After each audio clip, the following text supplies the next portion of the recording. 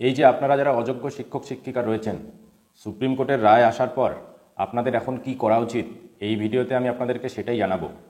আপনারা সকলেই জানেন গতকাল সুপ্রিম কোর্ট থেকে এই 26,000 শিক্ষক শিক্ষিকার চাকরি বাতিল নিয়ে যে রায় হয়েছিল হাইকোর্টে, সেই রায়টা আপাতত স্থগিত করে দেওয়া হয়েছে 16ই জুলাই অবধি। 16ই জুলাই পরবর্তী শুনানি রয়েছে। সেই শুনানিতে এই 26,000 শিক্ষক শিক্ষিকা যোগ্য অযোগ্য সবার কিন্তু ভাগ্য নির্ধারণ হবে ওই দিন। এখন যারা প্রকৃতভাবে অযোগ্য শিক্ষক, হ্যাঁ ওনাদের হয়তো অনেক ডিগ্রি থাকতে পারে, অনেক ভালো রেজাল্ট থাকতে পারে, কিন্তু তারা যেহেতু অবৈধভাবে বেআইনিভাবে চাকরিটা নিয়েছিল, কোনো অসৎ উপায়ে চাকরিটা নিয়েছিল, সেক্ষেত্রে তাদের যতই ডিগ্রি থাক না কেন তারা কিন্তু অযোগ্য শিক্ষক, সমাজের চোখে এবং আইনের চোখে অযোগ্য শিক্ষক। এই অযোগ্য শিক্ষকরা আপনারা এই সুপ্রিম কোর্টের রায় আসার পর কোনোভাবেই কিন্তু আর খুশিতে থাকবেন না। সুপ্রিম কোর্ট কমিশনকে তো যোগ্য এবং অযোগ্য আলাদা করার দায়িত্ব দিয়েছে, কিন্তু তারপরেও যারা আপনারা অযোগ্য রয়েছেন তারা তো আপনারা নিজে নিজে মনে মনে কিন্তু জানেন যে আপনারা কিভাবে চাকরিটা পেয়েছেন। সেক্ষেত্রে আপনারা এখন কিন্তু ধরে নিতে পারেন যে সুপ্রিম কোর্টে আর যাই হোক না কেন আপনাদের চাকরিটা কিন্তু বাতিল হবেই।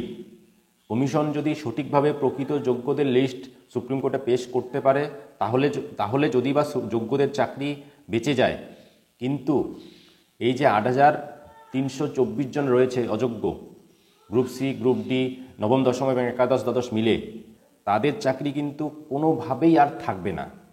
যোগ্যদের সঠিকভাবে লিস্ট যদি কমিশন দিতে পারে সেক্ষেত্রে কিন্তু যোগ্যদের চাকরি থাকার খুবই সম্ভাবনা রয়েছে। সুপ্রিম কোর্টের প্রধান বিচারপতি কিন্তু সুন্দরভাবে বলে দিয়েছে, যদি সেগ্রিগেশনটা সম্ভব হয় যোগ্য অযোগ্য, তাহলে যোগ্যদের বাদ দেওয়ার কোনো অর্থ হয় না।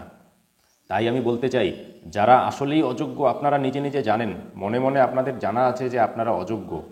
আপনাদের হয়তো মনে আছে কি নেই, এর আগে হাইকোর্টে জাস্টিস অভিজিৎ গাঙ্গুলির আন্ডারে যখন এই এসএসসি মামলা শুনানিগুলো চলছিল, সেই সময় কিন্তু জাস্টিস গঙ্গোপাধ্যায় অনেকের চাকরি বাতিল করে দিয়েছিল। এই সমস্ত অযোগ্য যাদের ওএমআরও পাবলিশড হয়েছিল এবং একাদশ দ্বাদশে কিন্তু যারা সাদা খাতা জমা দিয়ে চাকরি পেয়েছে তাদের নামগুলো প্রকাশ হয়েছিল, কিন্তু ওএমআরগুলো প্রকাশ হয়নি। এই সমস্ত শিক্ষকদেরকে কিন্তু জাস্টিস গঙ্গোপাধ্যায় চাকরি থেকে বরখাস্ত করে দিয়েছিল এবং তার বিরুদ্ধে রাজ্য সরকার সুপ্রিম কোর্টে গিয়েছিল এবং সুপ্রিম কোর্ট থেকে স্টে নিয়ে এসেছিল। এবং সুপ্রিম কোর্ট থেকে স্টে নিয়ে আসার পর এই সমস্ত শিক্ষক শিক্ষিকারা আবার স্কুলে জয়েন করে এবং তারা রীতিমতো বেতন পেতে থাকে এবং স্কুলে যেতে থাকে। এবং তার পরবর্তীতে যে শুনানিগুলো হয়েছিল, সেই কোনো একটা শুনানির সময় জাস্টিস অভিজিৎ গঙ্গোপাধ্যায় নির্দেশ দিয়েছিল যে আপনারা যারা অসৎ উপায়ে চাকরি পেয়েছেন, যারা অযোগ্য, তারা আপনারা নিজেরাই সরে দাঁড়ান, নিজেরাই অ্যাপ্লিকেশন দিয়ে বলুন যে আপনারা অসৎ উপায়ে চাকরি পেয়েছেন। সেক্ষেত্রে আপনাদেরকে আর কোনো শাস্তি দেওয়া হবে না, আপনাদের কোনো বেতনও ফেরত দিতে হবে না। আপনারা শুধু অ্যাপ্লিকেশন দিয়ে নিজেরাই সরে যান যে আমি অসৎ উপায়ে চাকরি পেয়েছি, আমি আর এই চাকরিটা করব না, যেহেতু আমি অযোগ্য হিসেবে বিবেচিত সেই জন্য আমি এই চাকরিটা করব না। এবং এই ক্ষেত্রে জাস্টিস গঙ্গোপাধ্যায় একটা কথা বলেছেন যে যারা যারা এইভাবে নিজে নিজে যারা স্বইচ্ছায় চাকরি থেকে বাদ দেবে তাদেরকে আর তাদের স্যালারিটা ফেরত দিতে হবে না। এই যে সুযোগটা ছিল অযোগ্যদের কাছে নিজেরাই চাকরি থেকে বাদ যাওয়া এবং তাদের কোনো বেতন ফেরত দিতে হবে না, এই নির্দেশটা তখন কিন্তু তারা মানেনি।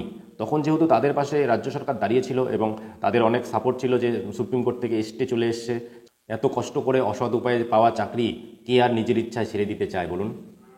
কিন্তু এখন কি দাঁড়ালো, সুপ্রিম কোর্ট থেকে গতকাল যে অর্ডার হয়েছিল সেই অর্ডারে পরিষ্কার বলা রয়েছে যে যারা অযোগ্য রয়েছেন, যারা অসৎ উপায়ে চাকরিটা পেয়েছেন, তাদেরকে সম্পূর্ণ বেতন ফেরত দিতে হবে, তাদেরকে একটা মুচলেখা দিতে হবে, সেই মুচলেখায় পরিষ্কার লিখে দিতে হবে প্রত্যেককে 26,000-এর সবাইকে একটা করে মুচলেখা দিতে হবে। সেই মুচলেখায় লেখা থাকবে যে আমি অসৎ উপায়ে চাকরি পাইনি এবং আমি যদি প্রমাণিত হই যে অযোগ্য, আমি আমার সঙ্গে কোনো রকম দুর্নীতি জড়িত থাকে, আমি অসৎ উপায়ে চাকরি পেয়ে থাকি, তাহলে আমাকে চাকরি থেকে সরে যেতে হবে এবং 12% সুদের হারে সমস্ত বেতনের টাকা ফেরত দিতে হবে।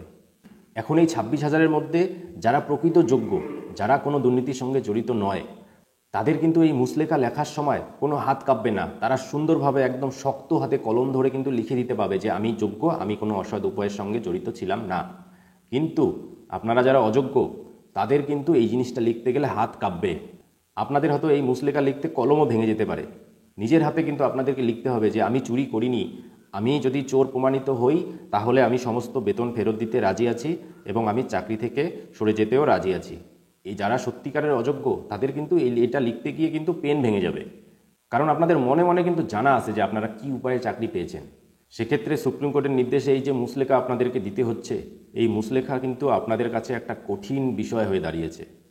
এই মুহূর্তে আপনাদের সম্মান বাঁচানোর যে একটা উপায় রয়েছে, সেটা হলো সুপ্রিম কোর্ট আপনাদের চাকরি থেকে বাদ দেওয়ার আগেই আপনারা নিজেরাই দরখাস্ত দিয়ে এই যে 2 মাস অবধি সময় রয়েছে, জুলাই অবধি, 16ই জুলাই অবধি, এই 2 মাসের মধ্যেই আপনারা নিজের থেকেই চিঠি লিখে চাকরি থেকে সরে দাঁড়ান। তাহলে হয়তো আপনাদের কিন্তু সম্মান রক্ষা হবে, না হলে সুপ্রিম কোর্ট কিন্তু আপনাদেরকে বের করে দেবেই। এখন রাজ্য সরকার, কমিশন কেউই কিন্তু আর আপনাদের পাশে নেই।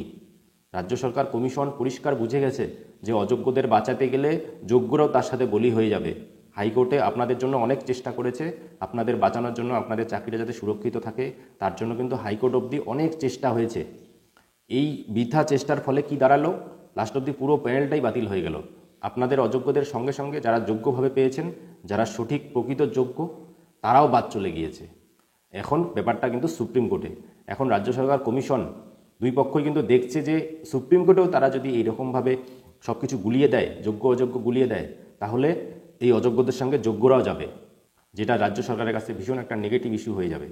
সেজন্যই রাজ্য সরকার এবং কমিশন এখন কিন্তু যোগ্য এবং অযোগ্য, তারা প্রাণপণ যোগ্য এবং অযোগ্য আলাদা করার চেষ্টা করবে। কারণ এটা আলাদা করতে না পারলে যোগ্যদেরকেও কিন্তু বাঁচানো খুবই কঠিন হয়ে যাবে। সেক্ষেত্রে যারা অযোগ্য রয়েছেন তারা ধরে নিন, নিশ্চিতভাবে ধরে নিন, আপনাদের পাশে কিন্তু এখন কেউ নেই। তাই আপনাদের এখন উচিত, 16ই জুলাই কিন্তু অনেক দেরি আছে, 16ই জুলাই অবধি হয়তো আপনাদের বেতন চালু থাকবে, কিন্তু আমি আপনাদেরকে সাজেস্ট করব এই 16ই জুলাইয়ের আগেই কিন্তু আপনাদের নিজে থেকে অ্যাপ্লিকেশন দিয়ে এই চাকরি থেকে সরে দাঁড়ানো উচিত এবং আপনাদের অ্যাপ্লিকেশন দিয়ে বলা উচিত যে আপনি আর বেতন নিতে চান না, আপনি যেহেতু আপনি অযোগ্যভাবে অসৎ উপায়ে পেয়েছেন, সেজন্য আপনি এই চাকরি থেকে সরে দাঁড়াতে চান এবং পরবর্তী এই 2 মাসের বেতন আপনি নিতে চান না। এই মর্মে কিন্তু অ্যাপ্লিকেশন দিলে আপনাদের একটা সামাজিক সম্মান কিন্তু রক্ষা হবে। এটাতে অন্ততপক্ষে সুপ্রিম কোর্ট আপনাদেরকে গলা ধাক্কা দিয়ে বের করার আগে আপনারা সসম্মানে নিজের থেকে বেরিয়ে আসলেন। আপনাদের কাছে সামাজিক দিক থেকে কিন্তু একটা সম্মানের একটা পজিটিভ দিক এটা। কারণ এই 2 মাসের অতিরিক্ত বেতন নিয়ে আপনাদের কি হবে? সুপ্রিম কোর্ট যদি আপনাদেরকে অযোগ্য প্রমাণ করে চাকরি থেকে বাদই দিয়ে দেয় এবং তার সঙ্গে যদি 12% হারের সমস্ত টাকা রিটার্ন নিয়ে নেয়, তাহলে আপনাদের কিন্তু এই বাড়তি 2 মাসের বেতন নিয়ে আপনারা কি করবেন?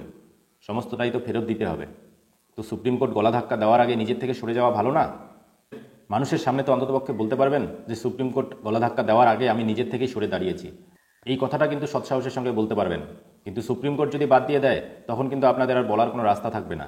যারা অযোগ্যভাবে অসৎ উপায়ে চাকরি পেয়েছেন তাদের কিন্তু এই রাস্তা ছাড়া বর্তমানে আর কোনো রাস্তা নেই। বাকি সব রাস্তা আপনাদের জন্য বন্ধ হয়ে গিয়েছে। আপনাদের কাছে আমার অনুরোধ, আপনারা ভিডিওটা শেয়ার করে ছড়িয়ে দিন, যাতে প্রত্যেক অযোগ্য শিক্ষক শিক্ষিকা অথবা তাদের বাড়ির লোকজন এই ভিডিওটা দেখতে পারে। আপনাদের মতে এই অযোগ্য শিক্ষক শিক্ষিকাদের নিজে থেকে সরে যাওয়া উচিত নাকি সুপ্রিম কোর্টের রায়ের অপেক্ষা করা উচিত? অবশ্যই কমেন্ট করে জানাবেন। আর আমার চ্যানেল নতুন হলে চ্যানেলটিকে সাবস্ক্রাইব করবেন। ধন্যবাদ। ভালো থাকুন, সুস্থ থাকুন।